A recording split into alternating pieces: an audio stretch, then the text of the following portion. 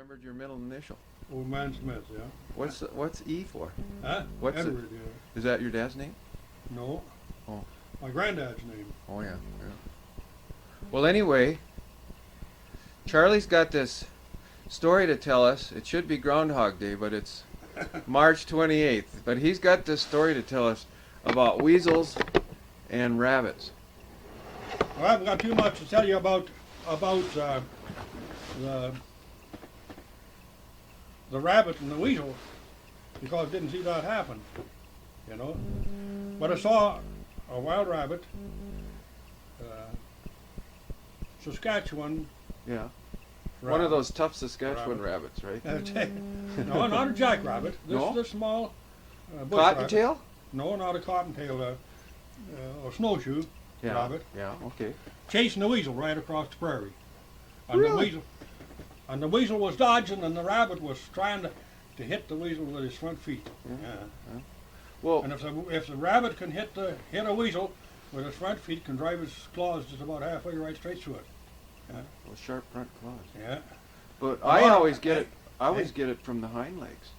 They always get me with the hind claw. Well, yeah.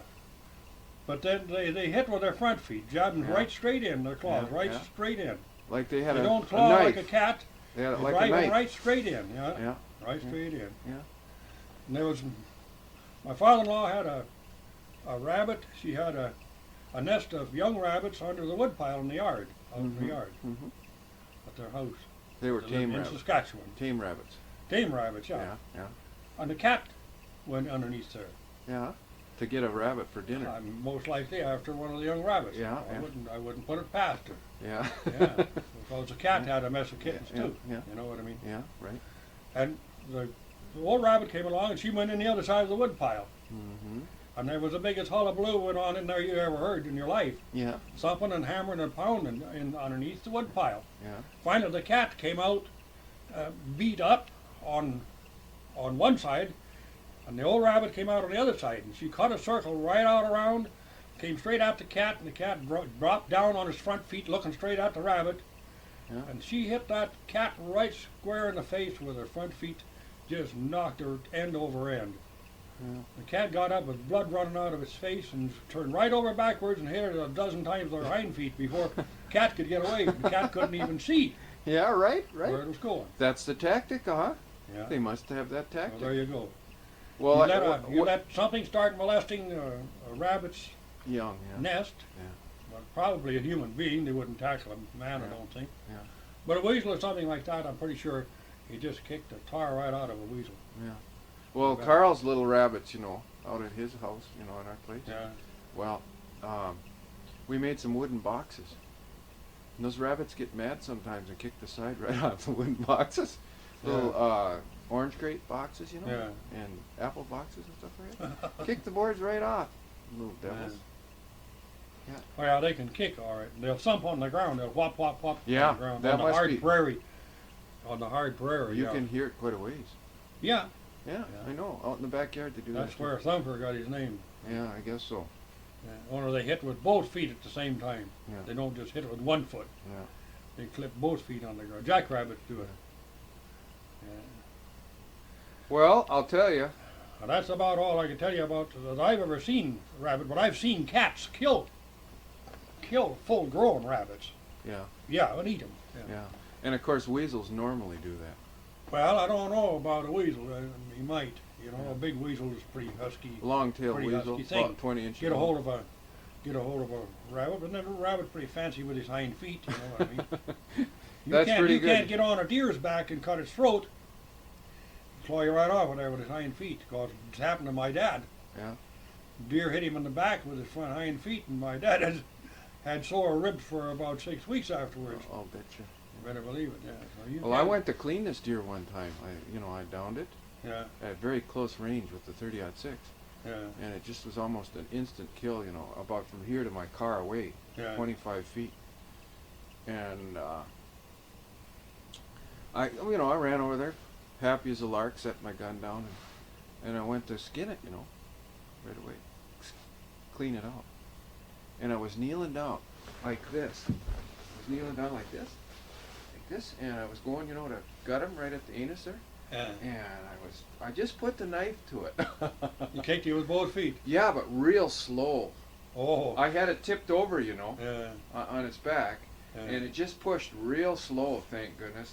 If it had kicked me full blast, I might not be here today. But it kicked me real slow. The legs just sort of came up like this, but I couldn't avoid them. It was something fast enough that I couldn't avoid them, but slow enough so it didn't do me any permanent damage. Yeah. And it just lifted me right off the ground. Woo! Bang, flop. No matter how hard or how dead you've killed them, no matter how dead you've killed them, you always poke them with a rifle barrel. Yeah, You're kicking with your foot. Stay Right. away from them hind feet. yeah. You Gee, better believe it. did I learn a lesson there? Be real careful. And this guy that was with me was just howling. Give them a little time. Give them a Yeah. little time. Their muscles are still active. Well, sure, nerves. Well, they're all primed to go, you know. Yeah. You shot it, and they got a dose of adrenaline, right? Yeah. Ready to go, Yeah. and then they fall over, and they're pumped up yet. They're still. Nerves are still alive. Yeah, when I pricked it with a knife, Yeah. that triggered Nerves it. responded. Yeah, you betcha. Yeah, you can't do it. I was reading a story The best last part night. I have ever seen on something, on killing something, was in Saskatchewan. A bunch of us went down to shoot a bear, and I had a 22 Browning, and there's another guy with me. He was one of the guys I used to box with. He had a 22 Belgian gun that threw the empty shells out, Uh-huh. and he just pressed a button and it loaded itself. Oh yeah. And then the fellow that knew where the bear was, he had a 35 self-loading Winchester, which shoots a Oh. revolver shell, Automatic. about 1.25 inches long or so. Not very powerful. And the trigger spring was broken, the gun, Oh. and he had to shove the trigger spring back Every time. every time he shot. It was Oh. automatic, but he had to shove it. Yeah. The only gun we had was a fellow named Barclow, had a 25-35, see? Yeah. That was the only decent gun The in the only market. decent gun we had, and it shot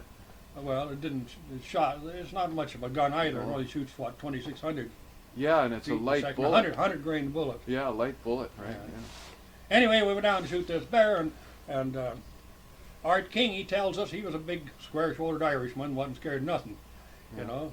And he pretty near tackled a bear with his bare hands, this guy would. Yeah. Anyway, he said, don't say anything to Barclow, he's got the only gun in the bunch, and he said he's scared to death of a bear. Yeah. So we went down there to shoot this bear. It's about 40 below zero in the You wintertime found it in its den. in Saskatchewan, yeah. You found its hibernating spot. Yeah, hibernating. It was in how he come to find it, it was in where they piled the dirt up when they dug the corner holes for his homestead. You see, they dig 4 square holes. They're 3 foot square and 2.5 feet deep, set in a square with your corner stake surveyor stake sat in the center of that. Oh, what do they fill the hole with? Don't fill it with nothing. They leave it open. So the bear went in there, dug a hole in one of these corner holes, Yeah. right back underneath where the corner stake was, Yeah. and he was hibernating in underneath Yeah, there. yeah. That's exactly how the bear He was. figured somebody started it, he'll finish it. He'll finish it. Yeah, make a good hole. Yeah. Anyway, this fella Barclow, you know, of course we held him a little bull about this bear, you see, like it was kind of a hot air, so he thought we were going deer hunting, so Yeah. he figured. see. Yeah. Yeah. We got down there, and when we were 100 feet away, I could smell the bear. You could smell the bear, you yeah, know. Yeah. But Barclow, he didn't smell nothing, you know. Yeah. Finally, he's jumped up on this pile of stuff, you know, and, Uh-huh. well, Art, he said, where's your bear? Art said, right down that hole down there. And Barclow, he got down, it kind of turned a little white, you know, a little pale, you know. Yeah. He said, well, there ain't no bear down there. Art said, have a look. So he crawled in? So he got down, he stuck his head down the hole about a foot, you know. Oh, no, And no, then you no. could see the bear, he was within about 6 inches of the bear's nose. Yeah. You know. Yeah. Came back out and his eyes were about the size of saucers. And he said to Art, my God, he said, there is a bear down there.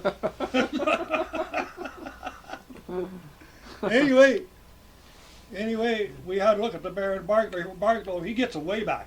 Mm-hmm. Couldn't get him close, couldn't get him within 20 feet of that bear hole. No, sir. Yeah. And I wanted to borrow his gun, see? And he Told wouldn't him, if load you're going it. to stay way back there, give me your gun, you know. Nothing doing. He wasn't letting nobody go touch his gun. Yeah. No, sirree. Nobody. touch his gun. So anyway, we got down. We had a look at the bear, and you could see his head weaving back and forth, Drowsy. back and forth. When he's breathing, you see, he breathes real slow. Yeah. Every time he'd breathe, his head would move over a little bit. And that. Uh-huh. So Art said, "Well, if I take about 3 inches of frost, the hole's all full of frost, you see." Mhm. Why, he said, "I should get him right between the eyes." I said, "Well, yeah, we figured, they probably would, you see." And With his 25, the little 35, you see, it would kill him. Yeah, It would kill the bear, yeah. And anyway, Art, he got down and he took good aim, you see what I mean? And he shot. Mhm. And Barklow, we didn't pay attention to Barklow, Mhm. and the bear jumped back and forth in the hole and snorted around down in there, and over the top of the bear, it was all thawed out. There was no frost in the ground. Oh. And he came right straight up out of everything, Oh. right up, and he stood about 7 feet high. Yeah, right up to the Weighed ground. over 400 pounds. Oh wow. And you can guess what I did, just about.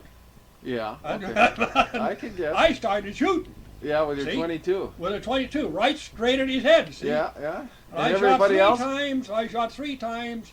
How about And the other guy? Charlie Reed shot twice with his little semi-automatic thing. Yeah. And Art was grinning from ear to ear, you know what I mean? And he'd shot, and he has to get his thumb stuck in and shove the trigger spring back.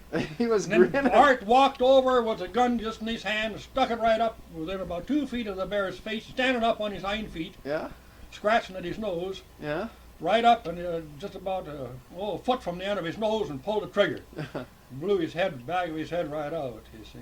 That's the But killer. what we didn't know was that a bear, when he comes out of hibernation like that, is dopey. And out into the bright sunlight, Mhm. he's stone blind. He cannot see absolutely nothing. Mhm. And he didn't even know we were there, and he was just wondering what hurt him, and he was trying to claw it off his face. Mhm. And we didn't know that the bear's head was pretty near big as a horse's head, you see. It was about 8 inches up to between his eyes from the end of his nose. So he just shot the He nose. just shot him straight down through the end of the nose. That's all. Made him mad, that's all. Well, sure, with a little But- bullet.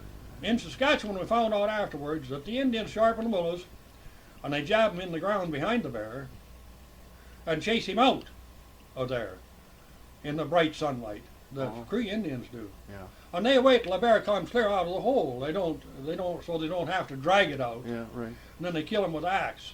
Oh yeah. They don't hit him with the back of the axe either. They hit him with the blade of the axe, right straight down the top of his head, and chop right straight down into Yeah. his head and kill him. Yeah. They kill him with the axe. Bears in Saskatchewan, there, yeah. I'll Yes. leave it to the Crees to You know. can that- leave. You can ask the old time Crees, and they'll tell you that. Yeah, Yeah. Yeah. I'll tell Walter you. Warner at South Maclo, Saskatchewan, told me that story about the Indians killing the bears, and he wouldn't stress the truth, not Yeah. 1/4 of an inch. Yeah. Yeah. I'll tell you a good one now. So there's a rabbit story for you, and there's a bear story for you. I'll tell you a moose story, okay? Okay. Back in Minnesota, up in one of the northern lakes, these guys were out fishing. So they saw something swimming across the lake. So they gunned up their motor and they took after it. No, wait a minute, it was Indians. They gunned up their paddles and took after it. They were in a canoe. They were out fishing and there was this moose. And so they took after it. They didn't know what it was. They got close enough they could see it was a moose. And they got right up to it. So the guy, he says, I'm not going to kill this moose out here. Hey? He says, I'm not going to kill it in the lake. We'll have to tow it to the shore. The Indian said. So everybody, his pal on the other end of the canoe says, okay, how are you going to do it? He says, we're going to do it the easy way, he said. He says, we'll let him tow us to shore. So they tied the bow rope, you know, the hawser, they tied the small rope to his antlers. And the moose kept going like mad, you know, for the shore. And they realized they were in trouble then. But the moose was a little excited now because they'd thrown this loop over it, see? It made a lasso and got his antler. So they were attached to it. and they couldn't get it loose. So they thought, well, we'll kill it. We got to do something before it gets to shore, you know. We'll kill this thing. So he had a gun along, 22 or something. They were, you know, they always have some kind of a gun with them, and they had a 22. And he didn't have many shells. So he rattled the shells off the hard head of that moose, and most of them hit the antlers. Didn't kill it. Didn't kill the moose, okay? So he's out of ammunition. So they had an axe. So the next thing he did was he figured, well, I'll kill it with the axe. So they pulled on the rope and got the canoe closer to the moose, and he swung the axe, missed, and it was a light axe, and it went over the antler, and ripped out of his grip and went right down into the water. So they lost their axe. So he says, well, in that case, he says, I'll blind them. So they pulled the rope up, and he had a brand new jacket. A brand new leather jacket his wife had made, you know. So he got up close, and he draped that over the moose's head. And figuring the moose couldn't see, and he'd get him then, you know. Well, just about that time they hit the shallows of the lake, you know, right on the shore. The moose got its feet underneath him, and it reared up. The guys fell out of the canoe, and the moose went off in the bush, dragging the canoe behind it. Tore it up in the trees, and took his jacket to boot. He never did find his jacket. And that's supposed to be a true story. Yeah, ripped the canoe all to pieces. Sure, banged it around in the trees, and that was it. Yeah. Moose is a bad outfit to start monkeying with. Yeah, You mow off poplar trees, inch through with his front feet. Well, Better believe it. You break its back, wound it, break its back. Yeah. You can get around and shoot it in the head. Yeah. And he's always looking right straight at you, and his nose is about a foot across for you in there. All you can see is the end of his nose sticking out. The only place you can shoot him is right square, just about right square in the end of the nose. And hope the bullet gets through. Yeah. Yeah, it's one of the toughest jobs to do, is break a moose's back and try and kill the thing. Yeah. Yeah. Just about wiped that Indian family out. Well, I don't know. My dad and I, the first moose we shot when we went up to the prairie, from the prairie up north, and we were out of meat, and my dad was a crack shot, and we went out moose hunting. There was about 3.5 feet of snow. Mm-hmm. So, Dad, he had a 30 Remington. He could shoot that thing just like a machine gun. He shoots a 30-30 shell rimless, same thing as a 30-30. Only rimless. Yeah. Only it's rimless. I think it's still it's 170 grain bullet too. I don't know for sure about the weight of the bullet. But Was it an automatic? 30-30? No, it was it had a trombone action up under the barrel. Yeah. A pump. Pump, yeah. Yeah. Pump. Yeah. Anyway, Dad seen this moose, and before Dad was greased lightning with a gun, he shot. See, Mm-hmm. and he shot till the moose went down. The gun only held 5 shells. Mm-hmm. So he started stuffing more shells in the gun and running over there and starting more shells and looking all over for the moose, you know. And it had disappeared. Couldn't see the moose, and the moose disappeared. And so the moose had just dropped down in the soft snow. He pretty near ran over it. All at once, the moose got up right square in front of my dad. Oh, wow, yeah. And about 10 feet away. And his dad turned around and run. Lost his gun, fell down, went outside the snow, got up and run some more.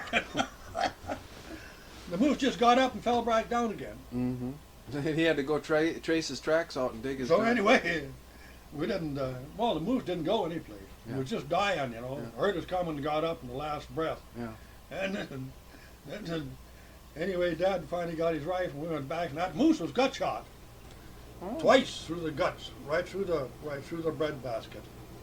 And after that, of all the game that we ever shot, either my dad shot or I shot, we have never ever since gut shot one. I'll bet that was a pitiful I would job. 10 times rather see an animal get clear away than gut shoot it, because this is where your stinking, wild tasting meat comes from. And cleaning that thing, huh? Eh? I'll bet you hated cleaning that thing. Oh man, we had to, you see. Yeah. We scraped stuff out of that, but a handful. Yeah. It's pure shit if you want to know the truth about it. Yeah. You know, and then it's froze solid, you see. Mm-hmm. Before you can't, you're not gonna just pick a moose up, out of the bush. You have to drive in there with a team of horses, and load it up, haul it out. Mm-hmm. And it was frozen Has up to be skinned and quartered right away. right now, yeah. Otherwise, the hide freezes on. Right? Otherwise, the hide will freeze onto it. You see. Yeah, yeah. Yeah. How cold was it? Well, it's about 30 below zero. Typical. Yeah, you do lots of hunting out there, but it's 30, 35, 40 below zero. You don't pay no attention in Saskatchewan to the cold, you know what I mean? What you do, you dress for it. Or you don't really go out unless it's necessary, you know? But if you didn't go out, you wouldn't get anything done, right? That's right, yeah. Yeah. We use lots of times, we've got stock to feed and stuff like that, it has to be done. Yeah. Sure. We lived on the Oregon coast where it rained a lot, Oh, yeah. you know, down there. And some people would lock themselves in all winter long. Wouldn't go out in the rain. Yeah. Wouldn't go out in the rain. No one got out in the rain. We had the greatest time. We'd go out on those stormy nights and beachcomb. You'd love that. Beachcombing, going along the shore after a storm Oh, yeah. and finding what the old ocean tossed up for you. Oh, yeah. Find everything. Everything. Wood. A guy one day, a barge broke up down there. He got enough wood to build his house. Oh, yeah. A Lumber. lumber barge, yeah. Oh, yeah. It drifted all in. They Yeah. say if you wait long enough, everything will come up on the beach that you need. Is that right? Yeah, there's an old expression down there. If you wait long enough, whatever you need will come rolling up on that beach. Well, I don't know. I never lived on the coast, you see. Yeah. I spent a little time in Victoria on the chuck there when my son was working for Euro Shipyard out there. Yeah. Most of the time. I spent on that bald-headed prairie, you know. Yeah. Yeah. Yeah, well, it's quite a... Would you It's go good. back there and live? Or No. would you rather stay here? No, not on the prairie. The winters are too cold. Too much wide open places out there. Yeah. The It's wind kind of blows. nice. You know, you get a blowout back there, northwest wind coming in. High pressures, you see. Yeah. The high pressures circle around and come down across Saskatchewan Yeah. from out of the Arctic. Out of Hudson see. Bay. No, out of Northwest Territories up through there. Oh. Okay. Yellowknife, Yeah. They give you all the good weather. Nunavut, or what do you Yeah. call it? Right. Inuit. Up Yeah. in there, up Yeah. in there, yeah. Alaska. Yeah.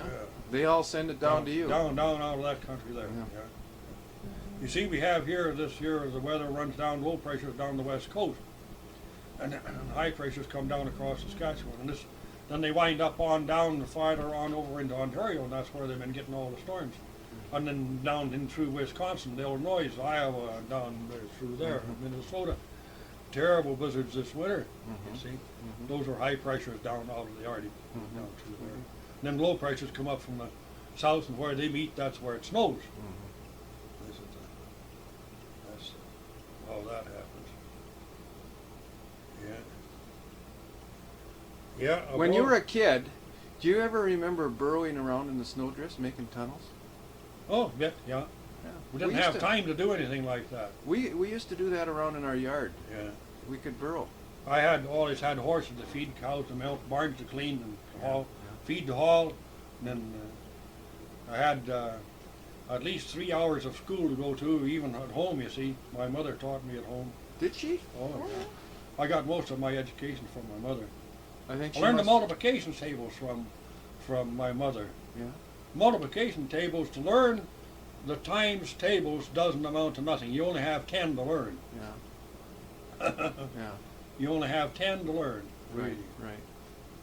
You learn 9 times 9, Yeah. 10 times 10. 8 times 8, and 8 times 9, Yeah. 7 times 7, 7 times 8, and 7 times 9. Down Those to are the tough ones. down to the 6 times. Yeah.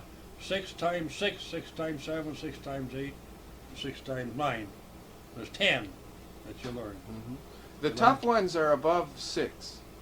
That's right. 7 times 8, could never get that in my head. 6 times 9, those never made any sense. You know, once we get beyond our fingers, Yeah. right? Yeah. We get beyond 5, 10. Yeah. When we get beyond our Well, fingers, You see, if you learn those, then your printer automatically know the ones from the 2 times up to 5 times, you see. And 10 times, well, anybody could know them. And the 11 and 12 times tables, why learn them at all anyway? You can multiply them out, write them down. Especially and multiply 11. them out. Eh? Especially 11. Yeah. 11 is really easy. Yeah, 22, 33, 44. Yeah, right. You can do that easy. 55, yeah. So she taught you from what grade on? Well, I got up to grade, I failed in 3 subjects in grade 8. Oh, yeah. But I'd make a grade going to school and then another grade at home in the wintertime. Oh, yeah. So you caught up 2 years in one. In 2 years at a time. You know. Yeah. I went to school about 5 years and failed in 3 subjects in grade 8. Well, that's not bad for being at home. But, well, there's work to do at home, you see. When I was Yeah. 10 years old, my dad put me on the sulky plow and I did the summer falling for him all summer. Didn't go to school at all that summer. Then we went into town Yeah. and the other kids went to school and I helped my dad in the coal mine. Oh, yeah. See, when I was 11 years old, 12 years old, Yeah. worked the coal mine. Shovel gob with a shovel, clay, and black coal, stuff that wouldn't sell. Yeah. Did you guys ever burn coal in your stove? Oh, I didn't burn anything else. No Yeah. wood, Yeah. very little wood. Yeah. Yeah. Now they burn natural gas back there, right? Yeah, we used to Natural. burn what we called prairie coal. Did you ever burn prairie coal? Is that peat? No. What? Oh, I know. Cow chips. Yeah, Plain prairie ordinary coal. Cow chips. Yeah. Dried out. Yeah. Did it work? Well, sure. Yeah. That's about all we had to burn in the summertime. You see. Yeah. Yeah. Yeah. Go out with a wagon to gather it. Yeah. Yeah. You know what I used to do? Cowboys burnt it, you see, when in the roundups. Yeah. Yeah. They used to heat their branding irons on it, didn't they? Heat branding irons with it and cooked with it in camp. Yeah. On the campfire, yeah. out in the desert in Africa or over in Egypt, not quite over there, camel manure they burn Yeah. at the oasis when they're camped at the oasis and Yeah. that. Yeah. Sure. That's using up a lot of valuable fertilizer, though, too, right? I suppose. You got to return it to the soil, and burning it doesn't do it. What was there along that line? I was thinking of something.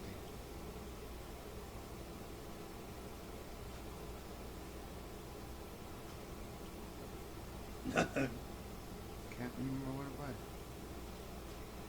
I think I tried it once What's that? out in Montana. Oh. I was driving along. I tried some chips, Oh. but I think I had some cottonwood branches too. I I think cheated. so, eh? Yeah, I think I threw a couple in just to see if they would burn. Oh, I know what I was thinking of. We used to go around in Minnesota on the meadows, you know, and turn over those cow pies, we call them. Yeah, and look at how many worms is on there. Yeah, right. Get our worms. We'd get our fishing worms. Sure. Have you ever heard them called meadow muffins? No, never heard of them old metal. I Or know we used to call horse them cow apples? chips. We used to call them cow chips when I was a young fellow. Yeah. But the neighbor woman, she come over and she said that they'd been out gathering prairie coal. Prairie prairie coal, coal, she yeah. called it. A little more, More she's- picturesque. yeah, a little more sedate or Yeah, whatever you right. wanna say. More refined. More refined, yeah. Yeah. Do you know they have a cow chip throwing contest?